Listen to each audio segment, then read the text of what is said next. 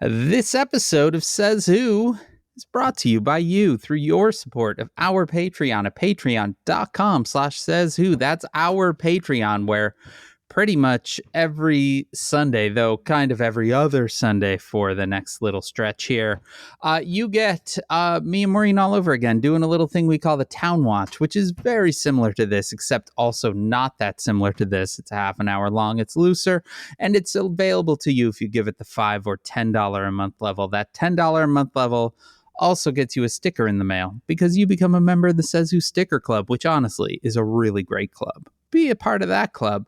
Join our club, patreon.com/sayswho. Bloop, bloop, it's all happening. It's all happening. Death at Mourning House, August 6th in the US. That's soon. August 15th, UK.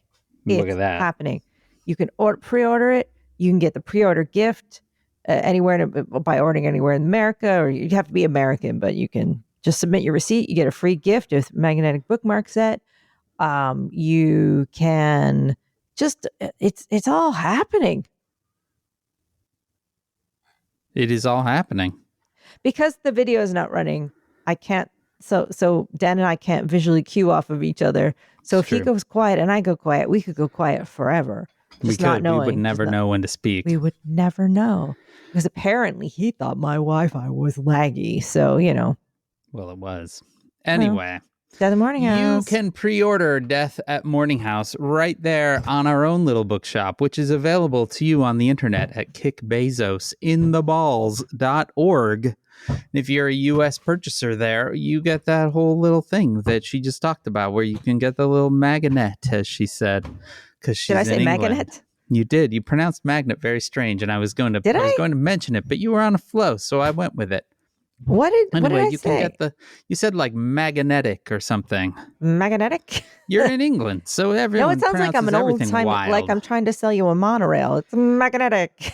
We have made the little one has been told by his doctor that he should take some vitamins with iron, and one of the ways that we have entertained ourselves with this is that we have taught him the British pronunciation of vitamin, and so every morning he goes, "Have I had my vitamin yet?"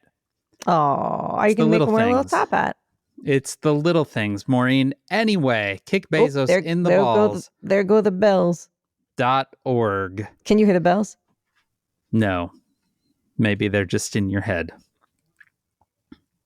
Anyway, those bells? No, we still can't hear the bells. If you have to take home. Oh my Keep God. Talking. Great. This is great. You know what always goes well is when Maureen moves her setup. This should go great. Anyway, if you're buying things on the internet, go on over. I still can't hear the bells. Nope. No bells. How can you not hear that? Maybe they're just in your head. If you're buying things on the internet, you can always go to merch.sayswhopodcast.com, where we have plenty of Says Who merchandise. I cannot hear any bells. And you can also go to my own little shop at shop.dansinker.com, where I sell some patches. I heard something there. Yeah, I heard some bells. We'll just go with it. Oh, listen to those bells. Shut up. They're magical. It's like England. Bells. They're doing bell practice. They have been doing bell practice for an hour. It's the only instrument practice where the whole town has to hear it. My uncle, my dad's dad, lived actually, I think not far from where you are right now, but in a very, very, very small town in England, very close to the Welsh border. And they lived directly across the street from the church. And they would do bell practice. And one time we were visiting and we were across the street and all hell broke loose because somebody had been doing bell practice, Maureen, and had forgotten to let go of the rope and had been flown upwards into the bell tower. And it was like a whole small town England drama. That's the scariest. Like, that's how people die in murder mysteries. Yeah, I don't think they died, but I think they were quite hurt. Yeah, people break limbs that way. Yeah. Listeners, that's why you have bell practice. That's why you have bell practice, because it's the instrument that'll kill you. Bell practice. There's nowhere to hide in bell practice. The whole town listens, and if you screw up, you die. Bell practice. Let's get into bells. Getting into bells. Dan, can I tell you about the dream I had last night? I would love if you did. Is this have we begun the podcast? Yes. Okay. Yes. Short version. I don't remember all the faff around it. I'm only going to tell you this section is I had to go to some thing that was like run. I was forced into this thing that I was part of a group. And then afterwards, they're like, okay, get in this car. We're going to drive you home. And we were in like a theme park or something. And we all got in this car. And then they drove into like a tunnel that it was part of a ride. But I was like, I don't think we should be driving into this. And we drove into it. It was going on and on. It was curving. And all of a sudden in the distance, I see a train coming straight at us. Okay. And I'm like, oh God. Like, it was like, I'm like, oh, well, I guess this is it. Like, they're going to stop where it's not. And then it did somehow, like it stopped just in time. And then I turned around and there was another train going the wrong way into the tunnel at us from behind. And I was like, are you kidding me with this? Like, how is that even possible? How was a train on this to begin with? Now, how's a train coming? But then that train somehow at the very last second derailed and fell over next to us. And I was standing there between the crashes of two trains. Wow. And I just want to say that my brain is maybe being a little too literal about the state of the world. That's been Maureen's sounds about dream. Right. Welcome. I'm so disappointed I can't see your face. This is just killing me. I kind of knew it was happening. Right? Did you? But it was probably pretty sad. It was like, oh no. Oh, I'm Dan Sinker and I never seen a face like this. Oh no.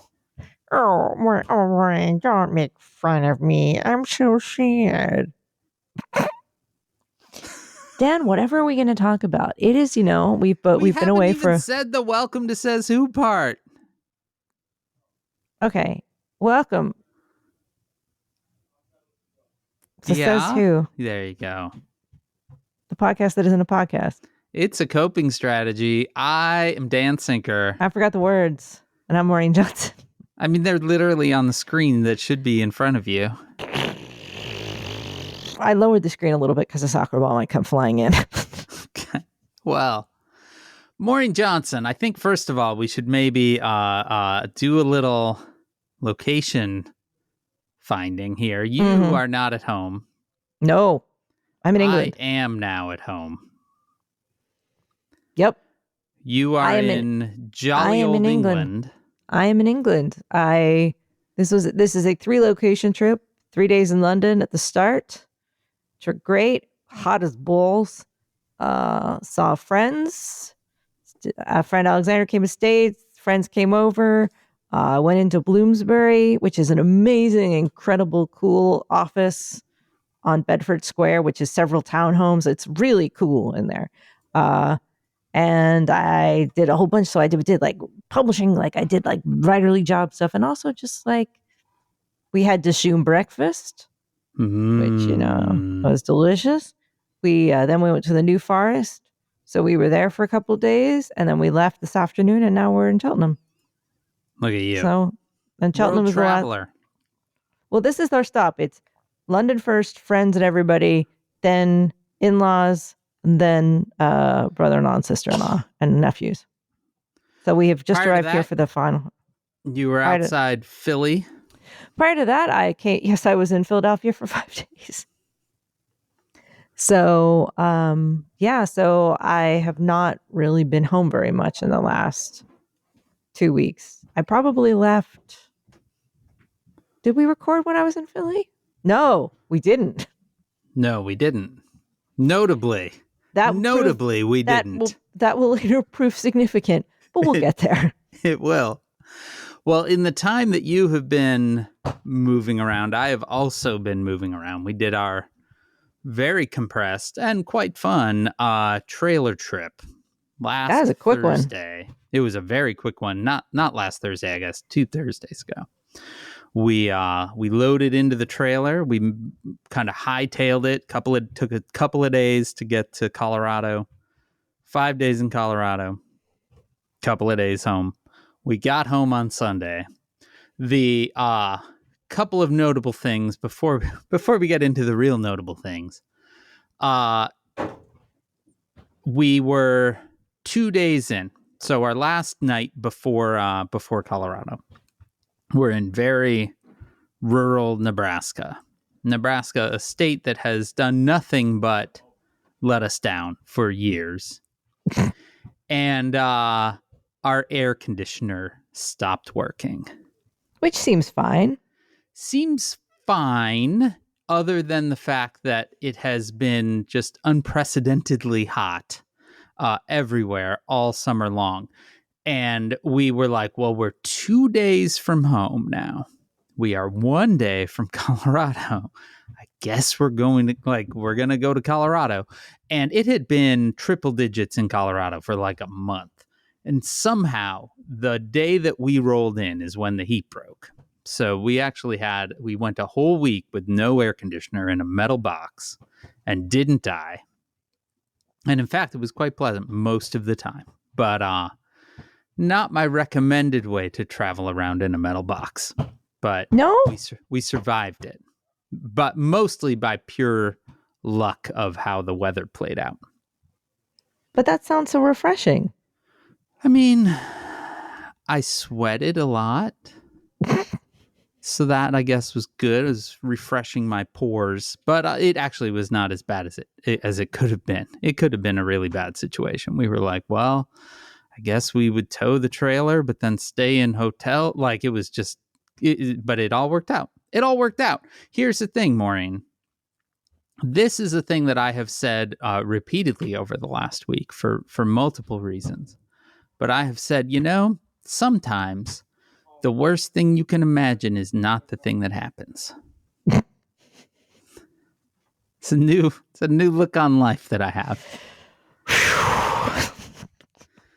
But wow, Maureen, maybe we should acknowledge something. Maybe we should just, rewind a little bit and talk about some of the things that happened on our summer vacation. We took 1 week off from recording. 1 week. We released an episode on the 10th of July. Mm-hmm. And now you are listening to this on the 24th of July. And those are different times. Those are different times. 1 week, Maureen. The 17th of July. We did not record an episode. 1 week. We really want to emphasize it was 1 week. It was 1 week. It's been 1 week. 1 week.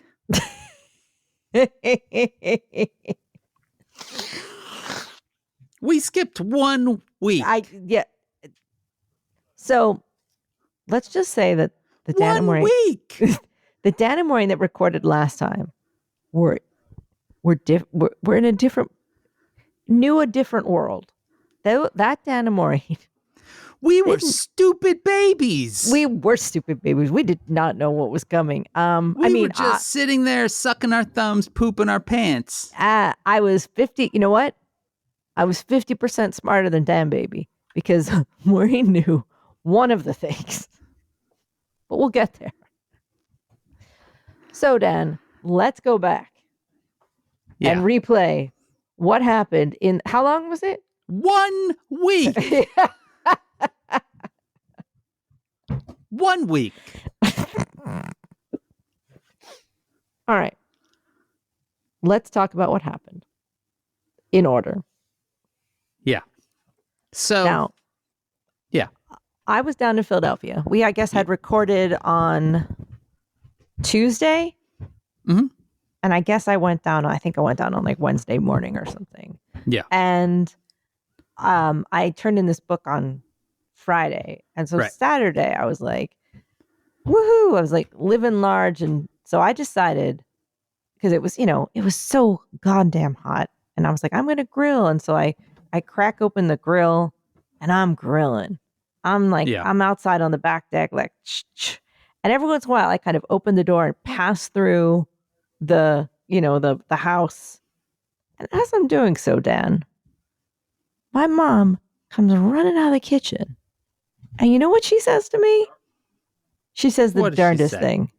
She says, someone just shot Trump. Yeah. So now, split screen. We have just pulled into Gothenburg, Nebraska, which is not anywhere.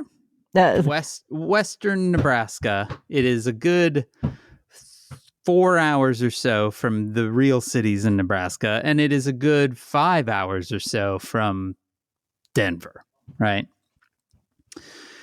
Just pulled into a city park that has a small campground. It is very humid and fairly warm. And I am doing all of the 10,000 jobs that happen when you start when you pull into a campsite. So I am getting it off the car, and I'm attaching the water, and I'm hooking up the electric. And at one point, I think I'm inside turning the electric on. This was when the air conditioner still worked. So the air conditioner turns on. And then Janice comes to the door, and she goes, someone just shot Donald Trump. So now we have these split screens of Dan and I being told by various people that someone had shot Donald Trump. 1 week, Maureen. So let's go through the attempted assassination of Donald Trump, which is, I have to say, was not on our bingo card, I don't think. Oh, definitely not on our bingo card. Also, very bizarre to me now that we are just a little more than a week later, is a thing that I have to keep reminding myself actually happened. Yes. And was it? I guess it was, like what day is it now? Is it Tuesday? So yes, it was like Tuesday. 9 days ago. Yeah, 9 days ago. And so what seems to have happened, he was in Butler, Pennsylvania, which is kind of the Pennsylvania, Western Pennsylvania area. Okay. And he was there to do a rally. Yep. And apparently, as he was, I have to say, honestly, Dan, that I have kind of wondered throughout all of his time doing these big rallies outdoors, I have always thought it's amazing no one's ever taken a shot at him, because they do seem to be these, like, I've always wondered how they did this big crowd control, like how, and I'm like, oh, it's because the Secret Service is like, has these crazy methods for doing stuff. That's how they've managed to make sure that they were always safe. So he's doing one of his rallies somewhere in a field or whatever, and a kid, so he's not a kid, he's 20, I think. 20. Not much more than a kid. Carrying an AR? AR-15 with a rangefinder.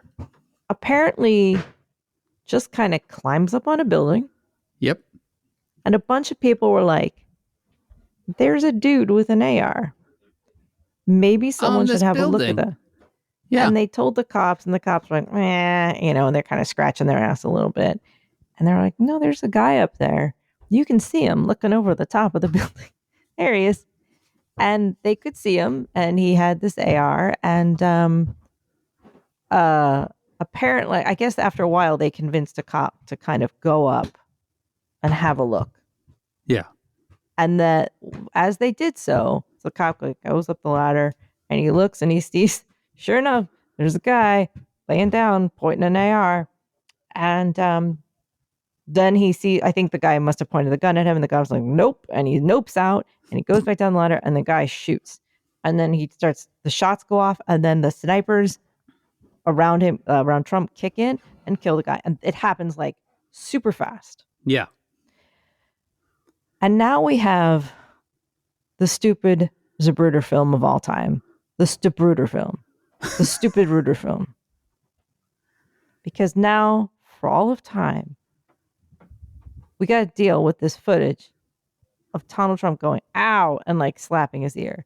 Now, it has to be said in all seriousness that these, like the bullets that got off and scratched his ear, killed someone behind Killed him. a man. Killed a man. And injured, other people were injured. Oh, yeah. I don't know how they are, actually. Like, I don't know if it's ever been released what their condition is. I don't think anyone else has died, but I know that the one person was at least in critical condition at one point. Yeah, but this man was shot in the head and died behind him. Yes. And Trump kind of looks around and slaps at his ear and then kind of looks around and goes, ugh. And then they like, get down. And so he gets down. He kind of crouches. And then they kind of get, like, the Secret Service does this weird thing. We've all seen this like now 10,000 times. The Secret Service kind of gathers around him, but they don't pile on him like they usually do, where they like just keep playing like that pile, like jump on, because he's kind of popped up for a while. Like his head is fully exposed for a while in a weird way, because they're like, what are we moving? Are we doing? And he's just up. You can totally see him. Had there been another guy, they could have shot him. And he's just up. And then they're like, okay, we're going to move you. And then he's like, I need my shoes. And they're like, then they kind of just hoist him. Yeah. I don't know if he ever gets his shoes. And then he gets the stairs and he goes, wait. And then he does like a victory fist. Yeah. And this is when somebody's like, look at this brave photographer who runs across, braving the potential gunfire, and snaps this historic photo. And everyone's like, thanks, guy. Thanks a lot. Thank you for your service. So they get this heroic looking photo of him with blood on his face, pumping his fist in the air. Yeah. And then all these people in the crowd turn and give the finger to the media, like to the cameras. And then he's carried away. Yeah. Now, Dan, what was your experience of this, watching this? So, like I said, this happened like partway through the large number of jobs that have to happen, and in a pretty rural place. So I did not see any TV, right? Our internet connection was very, very, very weak that day. So it was, sort of a refresh moment. Like, I actually still have not seen the footage that you're describing. Really? Because Maureen, by the time I was in a space where I had both internet and time, a lot of other things had happened. It's pretty wild. Like, it's pretty shocking.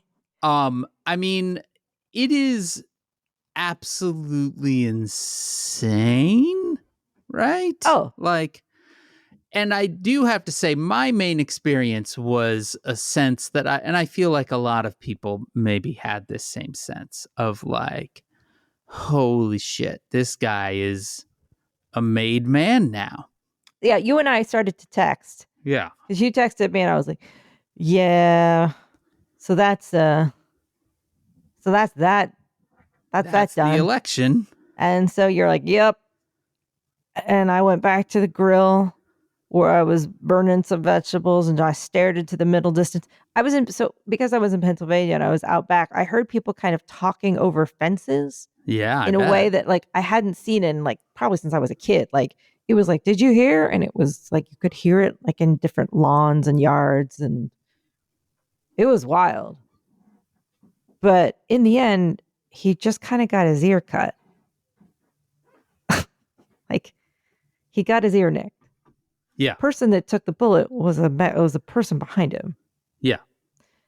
And just here, they had a lot of like interviews with people in the crowd. Yeah. Who were all, like, there was an ER doctor who was there. And you're like, who's the ER doctor at the Trump rally? Like, you just got to be like, okay. And like, it's not like I know they don't exist, but it's like, oh, imagine I'm your ER doctor and I love Trump. But he's like, yeah, I was trying to, the guy went down and I went over to try to give assistance, but, and then he described really graphically on TV. He's like, yeah, so there was brain matter and, God. Like, I performed CPR, but like he goes on. And you could clearly tell that they had, like they were telling the the reporter to vamp for time. Yeah. So they just kept asking him like the same question. So like, so there was blood, honey. He's like, well, yeah, like, and it just goes on and on. It goes on for 5 minutes of this guy Wow. basically being asked the same question over and over again. It was wild. And then they had interviews with people who were like, we saw the dude. Like, so we were like, we saw this guy and we told the cops that there's a guy up there, and they were like, sounds good. So that to me is just one of the truly wild parts of this story, is the way kind of information about the gunman comes out, where we learn like, okay, he was on a roof just outside of the security perimeter, right, of the Secret Service security perimeter. So that building was not the Secret Service problem. It was up to local police.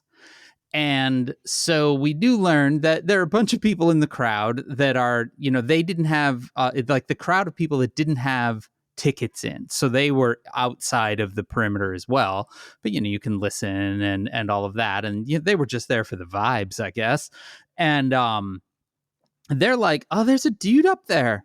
You can see him. There's video where they're like, oh, yeah, you can see him crawling across the roof. Officer, there's a guy up there. And the cops are kind of like, nah, don't worry about it. And then we learn not only had they been told almost 2 minutes ahead of when the shooting started that there was a guy up there. Then we learn that the cops were inside the building. Yeah, they were downstairs. They were downstairs staged. In fact, the police snipers were inside the building. As opposed to on the roof where the sniper was. Yeah. So there was a really wonderful moment on Sunday where you had the various law enforcement agencies all pointing the finger at each other for fucking up. Like that gif of the Spider-Mans. Yeah. Which is great. The other thing, and I recognize, Maureen, that we are already 30 minutes in and we are talking about the first day of many other things. So we should probably move on, believe it or not. But I do think it's worth noting that there is this moment when a shooting happens in America. And I say this especially for our non-American listeners, because American listeners know exactly what I'm about to say, which is the shooting happens. And then you wonder, is this guy on my team?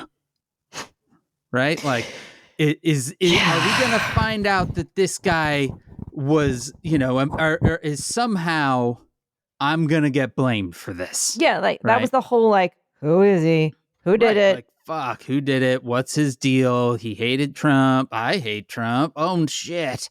Turns out he didn't. He didn't have an ideology other than, it seems, he just really liked guns and he wanted to do something with them. Yeah, apparently he'd been in the gun club and he'd been kind of kicked out for not being good at guns. Yeah. So he was like, not good at guns, you say? So I'm a gun so hard that I'm going to shoot the guy who used to be president. As far as we know, left no manifesto or anything. The closest thing to any manifesto is he wore a t-shirt for a YouTube gun influencer, which feels like if you're 20 years old and you're going to shoot a president, I think you choose your outfit pretty purposefully. Yeah. So that seems to be the one thing that we know. I read somewhere, and it was depressing to me how much I understood exactly what they meant. But somebody said, yeah, basically it seems like this guy was a school shooter, but instead he shot a president. Yeah. That's really upsetting how much that makes sense. Yeah. They're like, well, no school's in session. What am I going to do with my time? Yeah.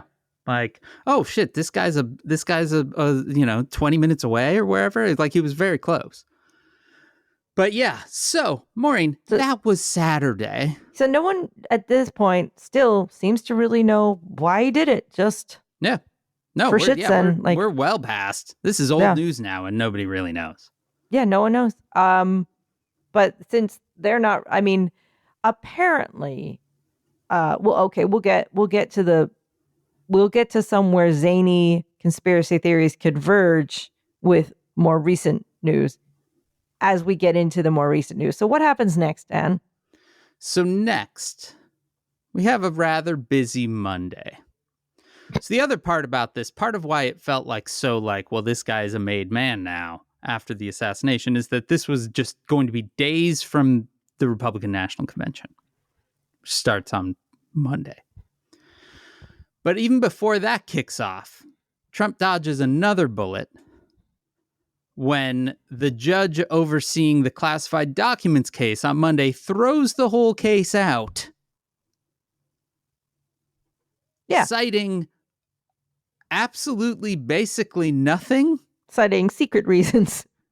That secret personal reasons. That it is unconstitutional for the Justice Department to assign a special prosecutor.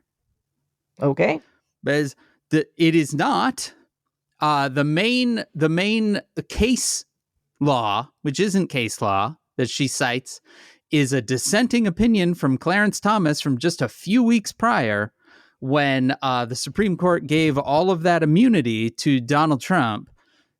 Clarence Thomas, in a separate dissent, just goes on and on about the special prosecutor. So that felt like a weird little layup there. Anyway, she throws the whole fucking thing out. So, okay, this guy in 2 days dodges an actual bullet. Let's also just rewind even just very short. So we've had first the debate. Yeah. The immunity thing where you're like, you can do fucking anything. Good stuff. And then he dodges a bullet. Yeah. Then Judge Cannon throws the case out. Now, whether it's going to maybe get bounced around a bit. It's going to be appealed. It's going to bounce around, but it's certainly not going to be resolved before November. Before the election. And that's really all that matters. So that's four things in his favor. Yeah. And he doesn't have to do anything. He basically just stands there and the shit keeps happening to him. Yeah. Just pew, pew, pew all around him. Anyway. So that's the lead up to the day that the RNC starts, which is also when he announces his vice presidential pick, J.D. Vance. Professional neckbeard. Author of Hillbilly Elegy. Yep. Guy who once called him Hitler. Yep. Called Donald Trump Hitler at one point. I think that he might be the phoniest guy I've ever seen. It's tough. It truly is tough when you're like, look, we have a job opening. Now, probably don't ask us. Look, I'm going to tell you that my new book features a whole thing where there's a job opening. And they're like, did they happen to tell you that you're taking over this job for a dead guy? And that is in my fiction book.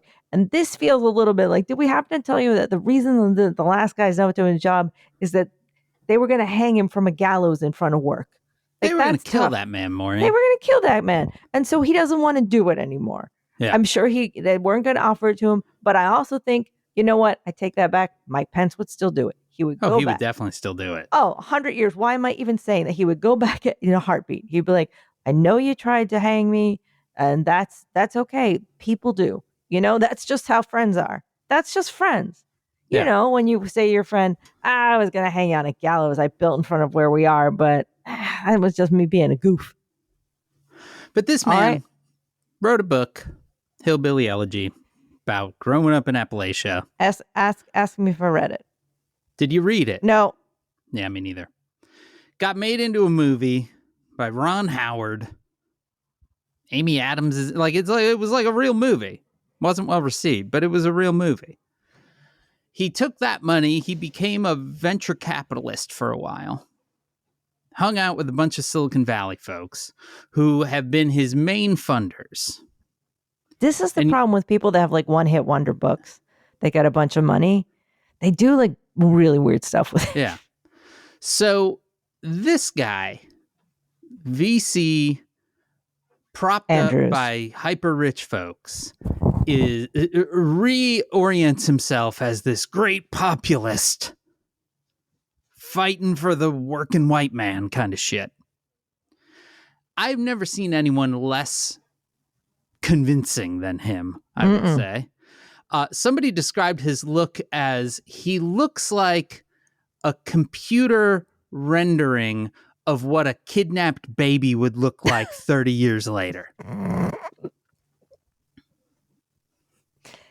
He looks like a guy who would get caught up in some sort of like a sting operation for online predators. Like that's what he looks like. He doesn't look entirely unlike Ellis from Die Hard. And he does, because he's got that short cropped 80s-ish beard, right? He does have a like, hey, Bubby. Where he's going to do the finger guns at you and be like, hey. Anyway, he's announced as VP. The RNC opens then. The usual bullshit of a party convention, coupled with the fact that 2 days beforehand, their leader was shot at. So all these dummies are wearing bandages on their ears. Yeah. It wasn't all of them, but it was far too many of them. It was a lot of them wearing bandages on their ears. And that's fun and ha ha ha. And then also produced and printed and distributed to the crowds is a reminder of the true horror show of this shit, because people are just standing around holding mass deportation now signs. So this is Monday. And how long were we gone? We were 1 week, Maureen. We were gone 1 week. One. So mad. By Tuesday, you have this air of invincibility of Donald Trump, shot at, missed. Court case, the one real slam dunk court case, thrown out. You know, this large bearded baby fascist VP candidate. And can I ask you just a question about this guy? Mm-hmm. Like, why? Why? Because he kissed his ass the most. So, but I mean, like, is there any good that he does? No, none. He doesn't. No. So that we can talk about that in a little bit, because more we are on Monday of 1 week. We are on Monday. We'll talk about what Vance does or doesn't bring in a moment. Anyway, Tuesday, I felt fairly low, right? You're looking at mass deportation now signs. You're hearing, J.D. Vance gives a speech, and it's, it feels like it's ripped right out of the Klan rally from the 20s, Trump has this just, air of invincibility around him that doesn't feel completely inaccurate. Yeah. You know what? Here's a time where you can't actually blame the guy for thinking things are going his way. Yeah, exactly. And then on Wednesday, as if things couldn't get more stark and bleak, Joe Biden announces that he has COVID. Biden, who has been on what I think any of the rest of us might consider a brisk walk, but for what him and what his campaign was trying to put forward as like a full-on sprint post the debate to show just how vigorous and ready he is to take on Donald Trump, a man who survived a shooting. There are no action of his own except weird luck. That the guy was either a bad shot, again. I mean, it seems that what everyone says is that Trump turned to look at a slide, and it was that head turn that saved his life. Yeah, he kind of just ducked. He kind of did a little turn to look at someone, and that's when he was shot at. Yeah. Anyway, Joe Biden gets COVID. He immediately has to leave the campaign trail. He has to go to Delaware, not the White House. So he's a few hundred miles from Washington, D.C. Hiding out with COVID on Wednesday. Meanwhile, the fucking media narrative ever since the debate has been this guy is is losing it. He's tired. He's unable to do anything. Biden has never helped himself by saying things like, well, yeah, I mean, I should really probably not do things after 8 p.m. anymore and stuff like that. Now the man has COVID. So, any reasonable person known as me, I guess, remembers back to the debate when you, Maureen, kept going like, I think he's just going to die up there. And then thinking, wow, now the man has COVID. Yeah. This might get bleak. Yeah. And it's certainly not going to help right now. So in addition to Donald Trump being shot at and all of the sort of, stuff that would come with that, you also have their RNC is now a full run, clear. It's a clear field for them because Joe Biden has COVID. So there's no counter programming happening. And specifically, there's no counter programming before Donald Trump's final speech on the final night on Thursday. A speech which had been leaked out that he had torn up his old speech, wrote a whole new one after he had gotten, had a near-death experience, was going to write a speech that would unite the country. Sure. And instead, he gave an insane, rambling, 90-minute long acceptance speech that had basically burned everyone out by the end. And apparently was because I love myself just enough not to watch that shit. And also by that point, was this just Thursday? It was just Thursday. And today's Tuesday. Today's Tuesday. Okay, I was in London that day. It wasn't that long ago. And apparently just some of his finest work. Just maybe the most Trump has ever been. Like Trump with all the stops. Yeah. Taking the no stops, just going, apparently quoting his friend Hannibal Lecter at one point. I don't know the exact art. I don't know the quote around that. I just know that that's part of it. And somehow that's enough to know. But just utter, unmitigated madness that apparently even the people in the hall started to sag and look super sad. Like, oh, fuck. Yeah. Oh, no. It definitely was a moment where if, I don't know, the head of the opposition party had not gotten COVID, you could probably have done a little something with it. But instead, Joe Biden has COVID. And so a real wild thing starts happening, which is the little bit of drumbeat that the man should drop out, which quieted for a little bit after the assassination attempt, because I think that a lot of people were like, well, I don't know what you do now. Like, I don't know how you run against this man now. Not me, Dan. I was tapping the sign. Tap, tap, tap. But so Biden goes into COVID isolation, and the little drip, drip, drip he should drop out suddenly takes on Shakespearean proportions. It is a full set of war drums.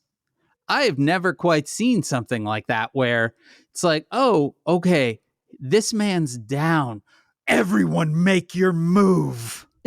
Stab him. It was Et tu, Brute, It was Et tu, Obama. Like, literally, he even came out and was like, well, I think it's something we should think about.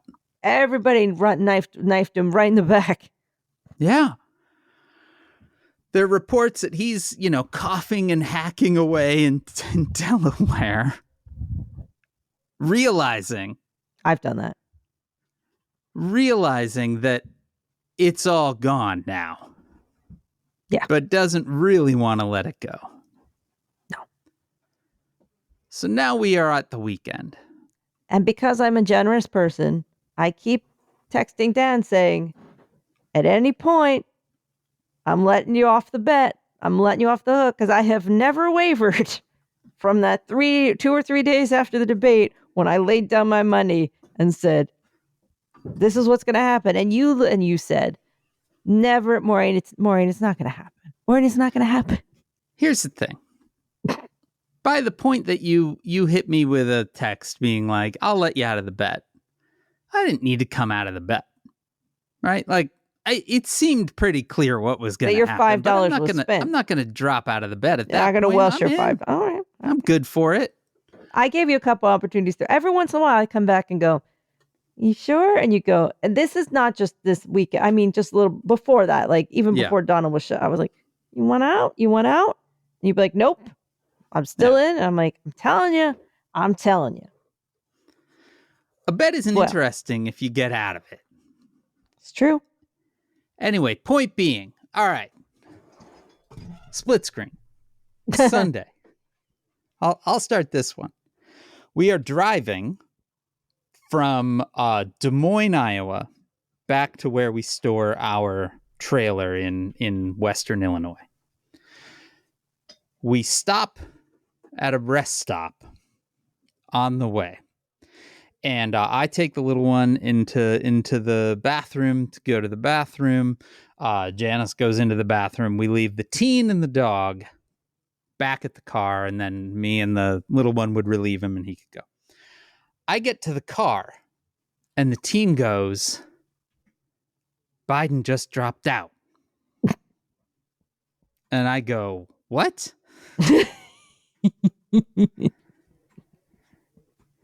In the middle of the day, on a Sunday, he issues a letter, a typewritten letter. Yep. Saying that, for the good of democracy, Yep. he's out. Mm-hmm. So where are you when this happens, Maureen? Dan, I'm at my in-laws' house, and they are precise people. Yeah. I will say that they are exacting. Yeah. Not me. Like everything's done at a certain time. And I had read the scuttlebutt, like there was scuttlebutt that it was going to happen over the weekend, probably on Sunday. So I've been kind of refreshing, kind of keeping a loose eye on it on Sunday. And just when I was kind of like, I just looked at something, and then all these texts came up. Like, I was like, what's happening? And then I looked, and it was Biden was out. Yeah. And then it was like, come to tea. And it's like, you don't fuck with tea time. Like, I was like, but I was okay. And so I had to like not really. And then I was like, could we maybe like, I don't know, turn on the TV? And because they often have TV on during tea time. So like they'll watch like one of these very Britishy game shows or like, you know, quiz shows or puzzle shows. And I was like, do you mind if we just turn it on? And they turned it on for a while. And then they're like, let's watch the golf instead. And so they turned it off and they put on golf. I mean, yeah. Dan, after the debate, I was like, this is over. Like they're not going to do this. Eventually they will admit it. They will I just never, ever, ever after that day believed that they were going to keep him in. Yeah. Not for a second. Like that debate so shook me to my core in such a fundamental way that I was like, they know they can never do this. Yeah. And, their donors were dropping out like crazy. And so immediately, now we don't know who there is no official nominee yet. The convention hasn't happened. But all the machinery. Let's back up for just a second because so again, I'm at a rest stop in Iowa and I'm pulling stuff up. And so I have the PDF of this letter that he wrote, which first of all, let's just discuss the media strategy involved here, right? Like Sunday is when the big political shows happen, right? Like the Sunday morning political shows, which they had a whole bunch of people defending Joe Biden on that morning. Then the afternoon, he issues a letter on a Sunday afternoon. Like, I don't know. I mean, clearly he didn't have a lot of advisors in this, right? And I guess at that point, anyone was like, all right, Joe, whatever, it's fine. Yeah. Issue a letter on a Sunday afternoon. Better than a telegraph, I guess.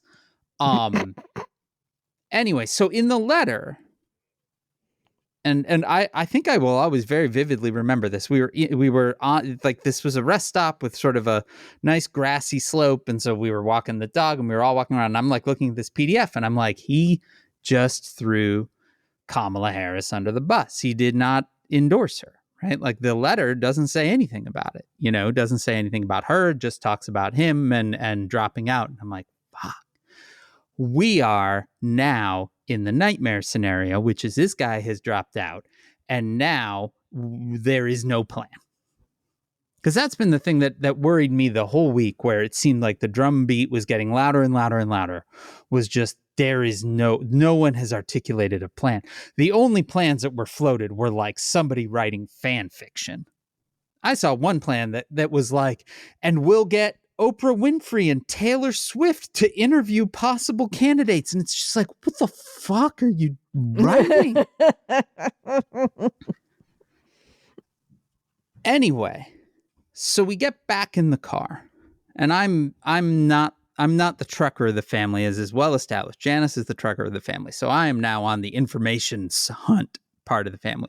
And probably within, 20 minutes of the letter being issued, he then issues a tweet and a thread and everything else that says, the best decision I made when I was running for president was appointing Kamala Harris as my VP.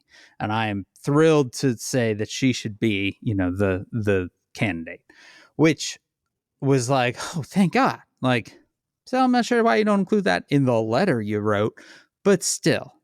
And then, Maureen, the most remarkable thing happened. Everyone just lined right up. Yep. We probably had a 2-hour drive left from that point. And by the end of that drive, it was like, well, these people and these people and these people, they're all in behind Kamala. Yep. For a party that has been in real disarray for a 3-week window, that was some remarkable level of array. Yeah. Shit suddenly got together. And in a 24-hour period? Yep. 24-hour period, she had raised $80 million in small dollar donations. I'm sure even more than that in big dollar donations. She had by 36 hours, I believe, she had enough delegates that even if, this does go to the convention, there are enough pledged delegates now that she would become the candidate. She had every major party leader basically saying they endorse her.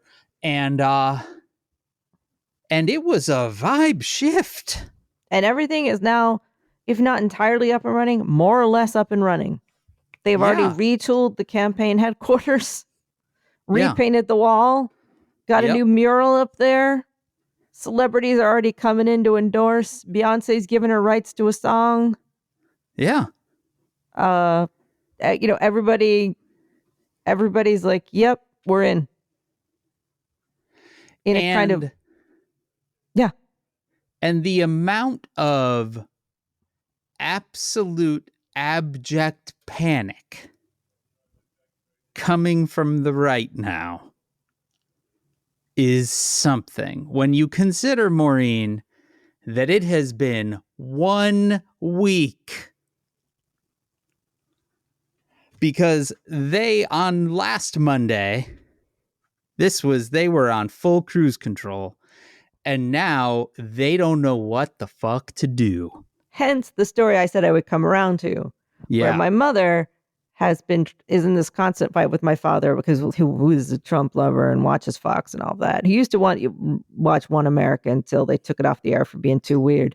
And then for being run out of like the back of a Walmart or something. But she's like, she says, she's so astonished. Fox is crazy. She said this afternoon or last night, all the guy she's like the guy that was on at 10 o'clock. I don't know who's on at 10 o'clock. Was like, you think it's a coincidence that Trump gets shot and then Biden just drops out? Basically, their whole theory is that Biden had Trump shot. And then the next move was like, and now I'm in the wind. Like, what? Like, what? So, they're trying to convince their audience through it literally like scrabbling around papers on their desk going, Biden had a shot. Biden did it. You think this is a coincidence that these two things have happened? So that appears to be one of the current things is why did he get shot? Oh, Yeah. no, actually they put a picture of Hillary Clinton. I tell a lie.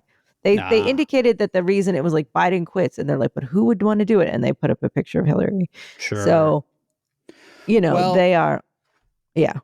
outside of the fever swamps, we'll come back to the question of what does JD Vance bring, Mm. right? Because the basic answer was he was tooled for a different campaign, right? He was tooled to basically be the younger version of Trump so that you have, you're running a campaign. So the Trump folks are freaking out because they have laser focused their campaign on the idea that they are running against a doddering old man. And one of their ways of kind of emphasizing that is to sort of have double Trump, right? You've got a Trump original and then you've got Trump light in JD Vance. He does not do the normal thing that a VP candidate does, which is broaden your base, right? He is yet another play to the very same base. And what that play is to basically say, don't worry, because the things you believe in are going to be carried on by this guy, right? We got a spare one.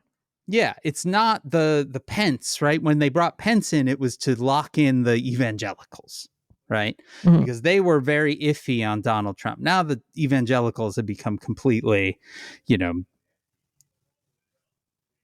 red pilled or whatever. So they knew they had them. And so really what JD Vance was just to say, don't worry, this isn't a one guy thing.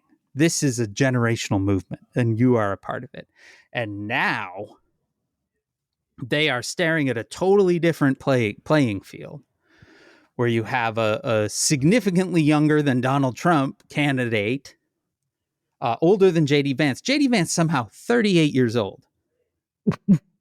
That man is riding a hard 38. It's because his soul is dead. Kamala Harris looks significantly younger than him. So, And she's like what, 50? She's 59. So 59, she's not okay. young, but she's 59, which is 20 years younger than Donald Trump, Mhm. and a significant 20 at that. Seems like a good presidential age, That's Sure. That's Yeah, good. totally reasonable. They are absolutely freaked out. It seems you can tell by the level of complaining about the rules that they're doing now, right? Which is not what you do when you're winning, right? And we will see. We were gone for 1 week, Maureen. Mm. And it's like we were gone for a year. Yep. When we left you, it was Trump versus Biden. Trump hadn't been shot. Biden didn't have COVID and drop out. Trump hadn't picked neckbeardy guy. It was just everything was different, Dan. Yeah. And now. I'm excited to report, Maureen, breaking news. Hmm? The teen just sent me this. Okay. Confirmed that Donald Trump will debate Harris. When? September 10th. But he would like to do more. My general feeling is she should adopt his playbook and just say anywhere, anytime. Like, let's go. Let's do weekly fucking debates if you need to, sir. But yeah, he has said that he'll do it. I mean, we'll see if it really happens. Yeah, is it going to have an audience? Is it going to be is it going to be I just want to say that Oscar has entered the room and he is tiptoeing around in almost like a cartoon fashion, like when Bugs Bunny comes in and has taken these giant steps, like he doesn't want to be heard, but It's in the most hilarious way. And it's pretty dark in here because it got dark while I was sitting here, and he's just sneaking around the room. It's very enchanting. By the way, breaking, Representative Andy Agos has introduced articles of impeachment against Vice President Kamala Harris. Sure. No, sure. That'll work. They're going to try a whole bunch of stuff. Let's see. Oh, the level of shenanigans is going to be remarkable. But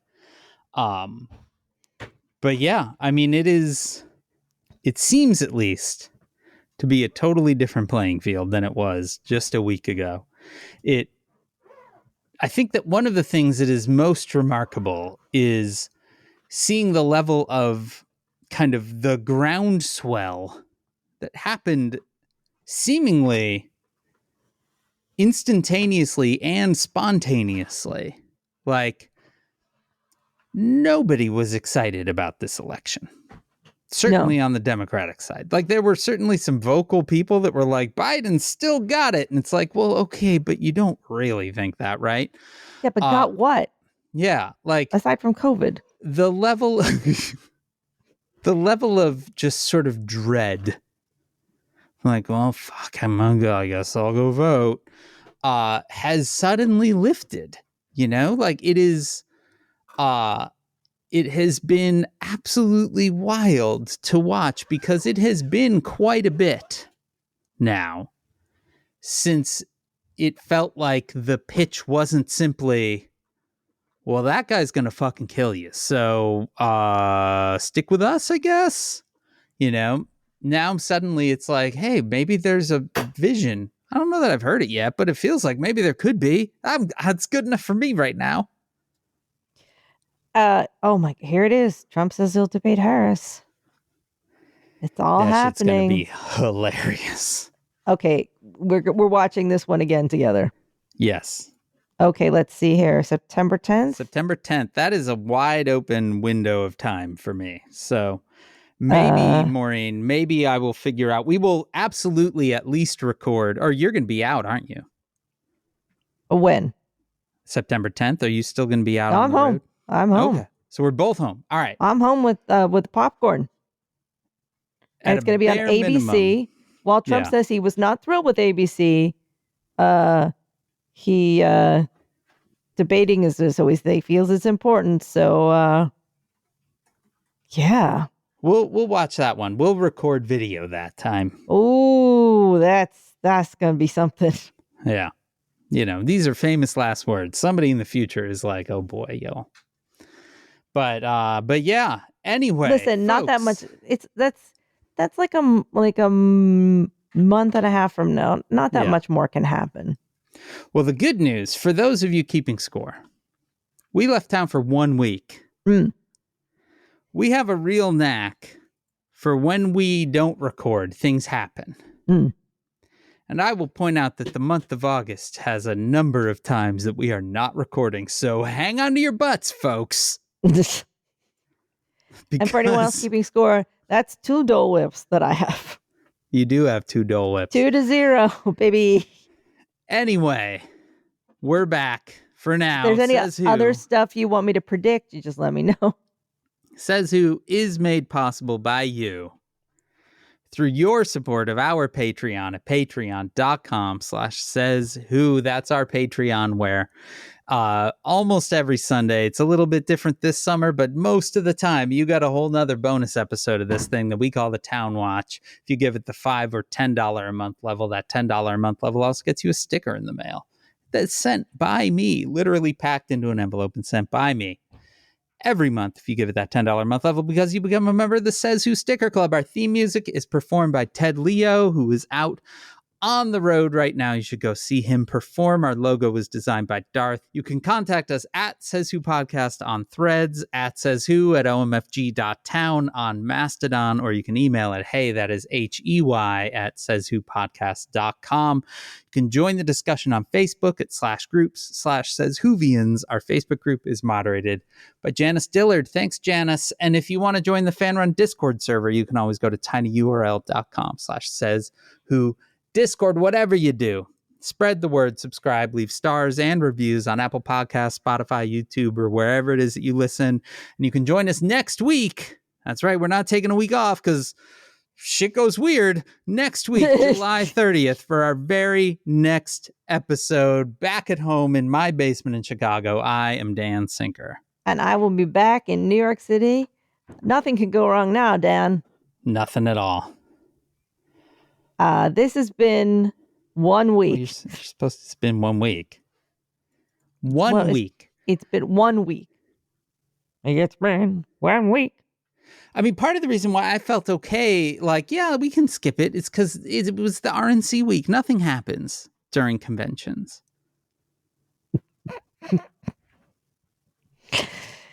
1 week. Anyway, this has been Says Who.